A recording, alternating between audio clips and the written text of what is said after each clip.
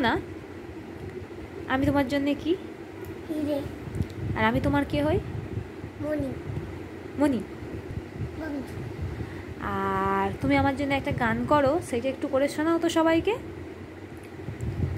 তাড়াতাড়ি। হিরে মানে তোমায়, শুধু তোমায় ভালো। এবার করো। বলো। হিরে, কি হলো কাজ?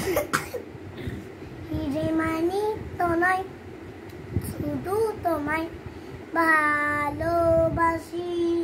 রূপকথার চেয়ে পাখির চেয়ে তোমায় আমি ভালোবাসি।